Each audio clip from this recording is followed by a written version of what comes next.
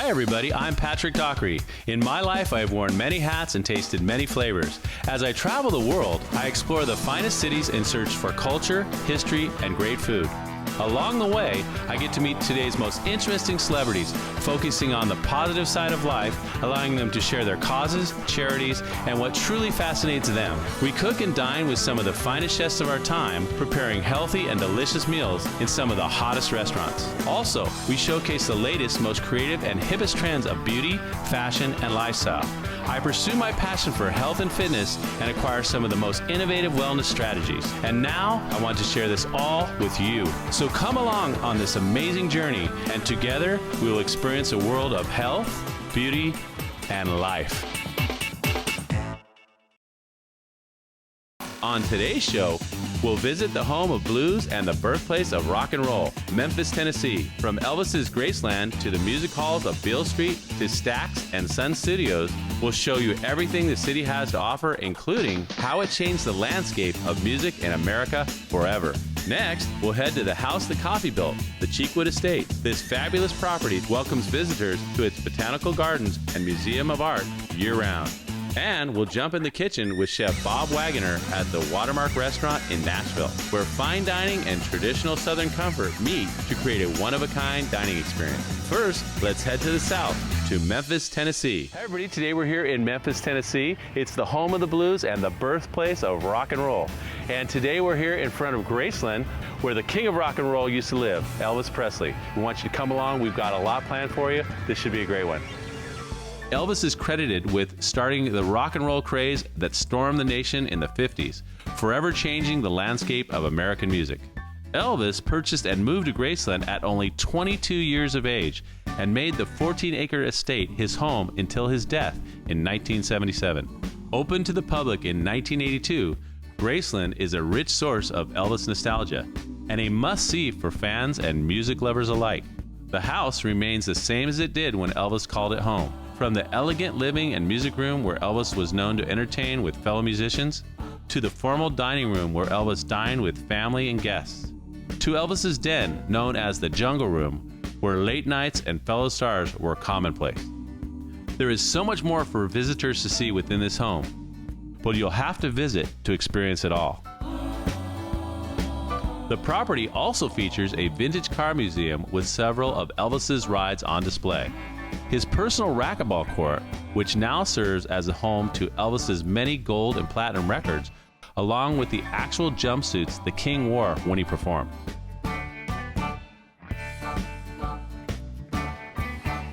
Additionally, guests can visit the Lisa Marie, Elvis's personal jet, equipped with a conference room and a private bedroom. A special part of the tour is the meditation garden and the final resting place of the King. Here, visitors can pause and take a moment to reflect on Elvis's legacy and place in rock and roll history. Now it's time to head over to the world-famous Peabody Hotel to experience one of Memphis's most long-standing tradition, the March of the Peabody Ducks. Since 1940, the Peabody Marching Ducks have delighted Peabody Hotel guests and tourists each morning at 11 a.m. when 5 mallard ducks led by the Peabody Duckmaster appear in the hotel lobby. Though the ducks are the main attraction, the Peabody Hotel holds more history within its walls than any other establishment in Memphis and continues to function as the hub of downtown and a significant link to Memphis's historic past. The present-day Peabody is home to the Lansky brothers, clothier to the King. When you think of Memphis, you think of the blues. And when you think of Beale Street, you think of Lansky Brothers, the store that permanently changed how America dresses. For nearly 65 years, Lansky has made the latest fashions available to Memphis locals and visitors. With a sense of style and one-of-a-kind apparel found nowhere else. Although Bernard is no longer with us, his son Hal and Hal's daughter Julie now operate and manage several Lansky locations in the historic Peabody Hotel. One day, and this was early 50s, he saw this young man looking in the store, and he didn't know it was Elvis. And of course, Elvis didn't know he was Elvis either. Right, not at that time. He was a young man, and my dad said, "Come on in, young man, let me show you around." And Elvis said to my dad, "Mr. Lansky, I don't have any money, but one of these days I'm going to come in and buy you out." My dad said, "Young man, don't buy me out, just buy from me." And that's what started their lifelong relationship.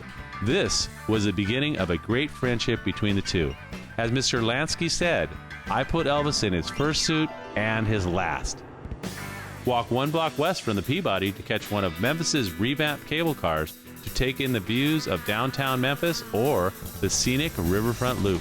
The original cable car service was shut down in 1947, and it wasn't until the early 90s that Memphis purchased several circa 1920 cars from around the world and restored them to their original glory, all the while creating a fun and scenic way of getting about town. Stick around, the sounds of Memphis are a beat away. Welcome back, it's time to rock and roll in Memphis. And next up on our day in Memphis is the world-renowned Smithsonian-developed Memphis Rock and Soul Museum. Located at 191 Beale Street and the corner of legendary Highway 61, also known as the Blues Highway, the museum offers a comprehensive Memphis musical experience that starts with stark depictions of the rural sharecroppers of the 1930s, wanders through the global explosion of Sun, Stax, and High Records, and illustrates and underscores Memphis's undeniable influence on the world. The museum tells the story of musical pioneers through the sheer power of music overcame racial and socioeconomic barriers to create the music that changed the world and affected the way we think and the way we dress, not only in Memphis or the nation, but the entire world. You'll find barbecue on almost every corner in the city, but in order to get the best in town, you'll have to find Rendezvous Alley. As you make your way down a secluded alley, you might feel like you're embarking on a journey to find Memphis's best-kept secret. However, when it comes to the Rendezvous, the only secret here is what's in the sauce. Serving patrons for over 60 years, Charlie Burgos Rendezvous is another example of Memphis's rich history and tells a story while serving the quintessential Memphis-style barbecue. Simply stated, the Rendezvous is the barbecue that all other Memphis barbecue restaurants are measured against. With your stomach satisfied and your taste buds on overdrive, it's time to continue to see all that Memphis has to offer. A 10-minute car ride from downtown takes you to Sun Studios, the birthplace of rock and roll. Originally known as Sun Records and started by rock pioneer Sam Phillips in 1950, Sun Studios was the starting point of some of today's most highly regarded recording innovators. Johnny Cash, Elvis Presley, Jerry Lee Lewis, and so many more cut their first LPs in this still-working studio. Full of historical memorabilia and the opportunity to walk through the famous studio space, Sun Studios is a great stop on your journey through Memphis. A short drive from Sun Studios is the magnificent Stax Museum, located in Soulsville, USA, at the corner of Mecklemore Avenue and College Street. What began as a neighborhood record store and a dilapidated movie theater grew to become one of the world's most important music recording studios in the world. The museum is absolutely beautiful, and a mind-boggling array of artifacts, archival documents, and historically significant elements to tell the story as if it stopped in time, utilizing digital technology in the sweetest possible way. The Stax Museum of American Soul Music pays tribute to all of the artists who recorded there with a dazzling collection of more than 2,000 interactive exhibits, films, and archival memorabilia. To add to the depth of influence that Memphis wields on American culture, the town contains the infamous Lorraine Motel, the site of the assassination of Dr. Martin Luther King, which launched Memphis into the forefront of the civil rights movement. Visitors to the Civil Rights Museum will find a wealth of information, including the ability to stand on the balcony where Dr. King was murdered. See inside the faithfully preserved room 306 and experience a wide array of exhibits and documents regarding civil rights in America. A snapshot of Memphis's musical heritage is captured in time through the National Historic Landmark that is Beale Street, the official home of the blues. Established in the early 1800s as a home to traders and merchants along the Mississippi River, Beale Street provided the perfect stop for street musicians to entertain, solicit, and pick the pockets of local business owners, consumers, and passers-by. The musical sounds of the Delta blues and modern-day rock melodies are in the air on Beale Street. Walk the streets or step inside one of the many venues and you'll find the authentic sounds of Memphis every day of the week. Well, all right, we did it. We're still here in Memphis, Tennessee, the home of the blues and the birthplace of rock and roll. We saw the King's house, we cooked, we met people, and of course we enjoyed the music. And right now we're ending our day here on Beale Street, which is kind of a microcosm of everything that we've done. We've got the food, we've got the music, and we've got the culture. But Memphis is so much more. It's almost the birthplace, as we call it, of civil rights in the United States, and we saw that too. And until next time, just remember to enjoy. Don't go anywhere. We're heading to the house that coffee built. Welcome back. Let's head out to Cheekwood. Located just minutes from downtown Nashville in the rolling hills of Tennessee, you will find the beautiful Cheekwood Botanical Gardens and Museum of Art. Situated on 55 acres of pristine woodlands, Cheekwood was once the residence of Nashville royalty, the Cheekwoods, who gained fame and fortune for their famous Maxwell House coffee brand. Known as the house that coffee built, Cheekwood has something to offer for all ages, and its impeccable grounds are a sight to see. Well, hello everybody. Today we're here at Cheekwood in Nashville, Tennessee with Jane McLeod. How are you today? I'm great. Nice to have you here. Well, tell us, how did it all get started and what is it? Well, Cheekwood currently is a botanical garden and museum of art, and these are homes that were built by business industrialists and entrepreneurs who had amassed fortunes in the period of time between 1895 and 1940. They took the grand tour over to Europe and they came back and they wanted to create those estates that they had seen. Makes a lot of sense. Their fortunes were amassed through an investment in the Maxwell House coffee brand. And everybody knows that brand. Which was originally Cheekneal Coffee. They took the funds from the sale of that business and they built this incredible institution. It began in 1929 and it was completed in 1932. It was designed by Brian Fleming, who is both a landscape architect and an architect. They together went to Europe and looked at all the different wonderful estates, brought back 4 railroad cars full of goodies like the staircase from Queen Charlotte's Palace and the chandeliers from the Countess of Scarborough. And today we welcome some 250,000 visitors. We are probably Nashville's greatest destination for families. We have year-round programming, and I think if I had just one word to describe Cheekwood, it would be beautiful. So I heard you had a fabulous art collection here as well. Yes, Cheekwood is also a museum of art. The third level of the home is gallery space. We are one of the only collecting museum in Nashville outside of the Tennessee State Museum. And we have an 8,000 piece permanent collection. Wow. We're known very much for our porcelain collection, decorative arts, American art, and we also have a very distinct sculpture collection outdoors on our 1 mile sculpture trail, the Carroll Woodland Sculpture Trail, where you can happenstance to move around the corner and see some incredible internationally known artworks, including works by James Turrell. And it's really an opportunity to experience art in the garden, where the garden itself is almost a canvas for the art. So you see art outdoors, and you can also experience art indoors. And once a year, we also have an artist in residence program. Wow, that's amazing. So when you come to Cheekwood, you really get to experience a little bit of everything: the history, the gardens, the art. And as I said, it's a beautiful place to make beautiful memories. Well, Jane, thanks for having us. We really appreciate it. So happy to have you here. We're honored that you're telling the world about Cheekwood. Well, it's an amazing place, and when you're in Nashville, you got to get out here and enjoy this. And thank you for being here with us, and until next time, just remember to enjoy. Okay, coming up next, we meet Chef Bob Wagoner at the Watermark Restaurant. We're back. Now it's time to heat things up in the kitchen at the Watermark.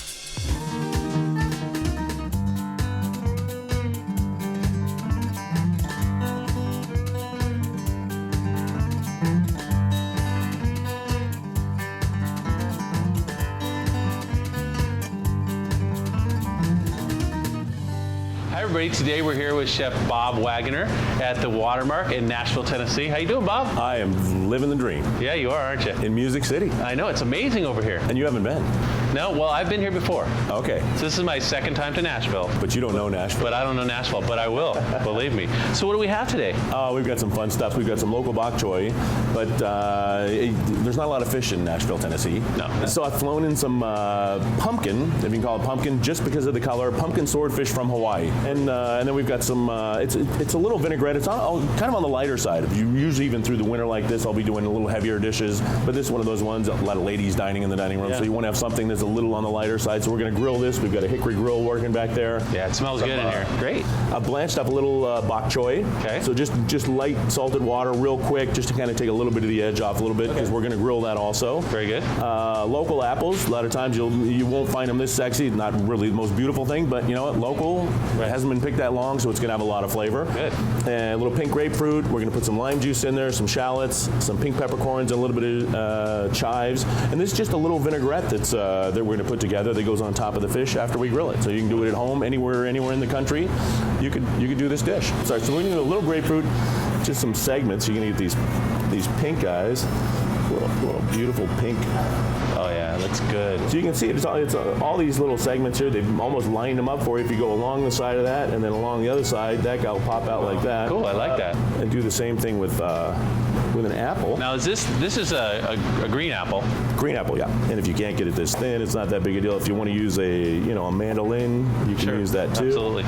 And not the kind you play. It's the kind you cut with. You could try. Yeah, you could try it. It might cut your hand a little. It probably sounds strange. Yeah, remember too, the Beatles song? My fingers are bloody. Okay, never mind. That's different. Sorry. Go down through this and make little julienne strips, if you will. And then you know this guy Julian, he keeps popping up. Julian this. you know, and he never gets a cut either. He doesn't. The guy must be broke. It's He's one of those rich and famous kind of things. Oh yeah. He has no money. No money. But he's in every cooking show. most of the recipes in this country. And his brother Dice, he's lost out too. There's just no. Yeah, and the guy ripped him off, Andrew Dice Clay. That was horrible. Can't believe it. There you go. Wow. And then this same thing, we're just going to go down the side. What you want to do when you're cutting these guys, there's this end, and then there's the butt end. Mm-hmm. That's going to hold everybody together. So I've sliced it along like this, and then we're going to go back down. Sure. Not cutting all the way through. Cutting all the way down, but leaving that butt end together, and then it helps hold all those guys when you're slicing again like this. Wow. Talk about finely chopped. I love it. I'm going to taste a little bit of the juice. Ooh. From the grapefruit, just because that stuff's so flavorful. And since that's more on the sweeter side, this is going to be really bring that acidity. Okay. That lime acidity to it. And then a little salt. Fresh ground white pepper. Usually I've got a pepper grinder here, but in the kitchen, usually we just, prep it up. Yeah, we prep it up ahead of time. Little pepper grinder. Yeah. So we can add this. And then to make it sort of a little vinaigrette, you always want to add an oil in there also. Okay. And the oil we're going to use for this is grapeseed oil. Oh, bonus. Bunch of antioxidants in there. And you dashed a few pink peppercorns in there. Pink peppercorn. And then you put a little bit of your chives, a little bit of chopped chives in there. Done. So beautiful. So that's that. Adds a little color. Cut our bok choy in half. It grills really well. Yeah. You can grill it just raw, but I kind of like to take a little edge off and just blanch it a little bit. So we're going to salt and pepper these guys. Okay, and then this is your called pumpkin swordfish. Pumpkin swordfish from Hawaii. So really fun stuff. And then we're going to toss just a tiny bit of grapeseed oil. Okay. We're ready to run off to the grill. And well, let's get over there and do it. Want to grab those? Here we go. Sure. Well, we're over here at this amazing grill, and you sprayed a little oil on the grill beforehand. A little bit of oil, yeah. A little bit of oil on the grill. You want to make it sexy. You want your little grill marks like you're at the restaurant. Oh, yeah. Well, we want it sexy, of course. It's got to be sexy. And at the Watermark, it's all sexy, right? Everything's sexy. That's right. Okay. From the chef on down. It's one of those just... look at you. Come on now. All right. We're going to go a minute on each side, something like that. And then you just go... Diamond. This side. It just go around the other angle like that. Here. And then we're going to do these guys. These guys aren't going to take long at all because they're really... I've pretty much blanched them to where they need to be. Sure. And we're going to throw you got to really be careful with the leaves on the end there because they're going to be fragile. So I'm going to flip these guys back. Looking gorgeous. Oh my gosh. It's really what you're looking for. If you can see, we've got it cooked on the top, cooked on the bottom, and it's still medium rare on the inside. If you're a little weary about that, honestly, try it first because it's night and day. The texture, the flavor is more moisture. It's going to be fabulous. Yeah. You go ahead and pull those guys off. One up, one down. You can grab that one, and we'll go back over and finish her up on the table. Gorgeous. Well, we're back, and the fish is all cooked up, the bok choy, and now we're going to plate. We're ready. We're ready to go. So what we're going to do is we're going to take these guys, just kind of cut them on cut them on a bias like that. You can see how pretty. Ooh, that looks gorgeous. So you just kind of wander. Oh my gosh. Oh my gosh. And it's enough for. I mean, this is a big portion, but Yeah, we'll feed the crew. with the guys, We'll be fine. Yeah. been there, done that. Oh, yeah. We'll be happy about that. And then just a little bit of this on top, and you can see this is the lightest. You know, as long as everybody, each piece gets a little grapefruit, gets a little. Wow. Apple and pink peppercorn. It's just a refreshing, really, is what I like. Just a refreshing dish. Oh my goodness. It's gorgeous. There you go. That goes on top. Throw a little spiky chive tips on top to make it fun, and There it is. This looks great. Watermark's pumpkin swordfish, There it is. Watermark apple, grapefruit, and pink peppercorn salsa, with bok choy. and bok choy. And now it's the time we get to taste, and we'll be right back to that. Get a little. I wanna get a little You want to get a little grapefruit in there, a little bit of the apple, and Okay, guys, here it goes. You know it. Oh my gosh. That's ridiculous, huh? that's one of our easy summer grilling lighter dishes. You heard it here in Nashville at the Watermark. Thanks, Bob, so much. Oh my gosh! Thanks for coming. Yeah, we really appreciate it. You're amazing. And until next time, everybody, just remember to enjoy. Stick around. There's more health, beauty, life to come. Okay, welcome back. Thanks to all of our guests on this week's show, to the people of Memphis for rocking and rolling and sharing their wealth of musical heritage with us. And thanks to the Cheekwood Estates for sharing a place preserved in time, and to Bob Wagoner for preparing a unique and delectable delight. Until next time, just remember to enjoy.